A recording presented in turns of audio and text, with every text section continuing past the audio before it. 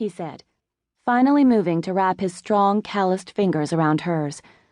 For a minute there, I thought I'd met you before. As Claire Parker stepped out of Sharon's shadow, Tim saw Anais. He knew his mind was playing tricks on him, but something about the dramatic lighting and the way the woman moved evoked the image of his wife as she had looked on stage, maybe because that was how he kept dreaming about her. He looked desperately for the differences there must be between this woman and his dead wife. Yes, Claire had shining dark hair smoothed back into a sleek bun, the way his wife had often worn hers, and they shared a certain husky timbre to their voices. But Anaïs's eyes were blue, while Claire's were velvet brown, and under her t-shirt and jeans, Claire had more curves than the slender actress would ever allow herself.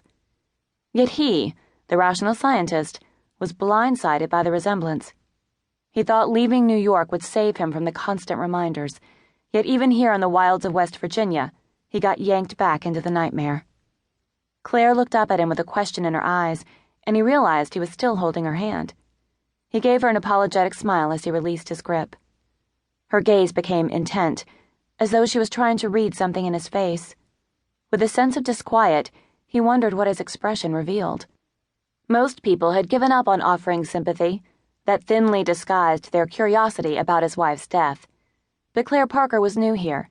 She might not know he preferred to avoid the subject. "Excuse me, ma'am," he said, giving Claire a polite nod before he turned away to face Sharon. He pulled a prescription pad and pen from his pocket and began to write, covering 3 sheets before he tore them off and held them out. As he refocused on the condition of the mare he'd just examined, clean, strong anger boiled up again. Whoever owned this horse should be prosecuted for criminal negligence. "You won't hear any argument from me." Sharon took the papers with a sigh. "Add this visit to my monthly bill." "This one's on me," Tim said. "I can't charge you in good conscience when you'll never get any useful work out of this horse. She'll just eat your feet and take up a stall." "She'll help Claire. That makes her worth the room and board." He caught Claire's little gesture of embarrassment from the corner of his eye and turned back to her. "Sharon trying to match you up with a whisper horse?" "Oh, so you know about Sharon's theory," she said, looking relieved. Then her eyes lit with a gleam of mischief. "Do you have a whisper horse yourself?" "Not yet," Sharon interjected. He shook his head. "I figured the animals I treat have enough problems of their own without adding mine." Even his worst enemy didn't deserve to listen to what he'd have to say.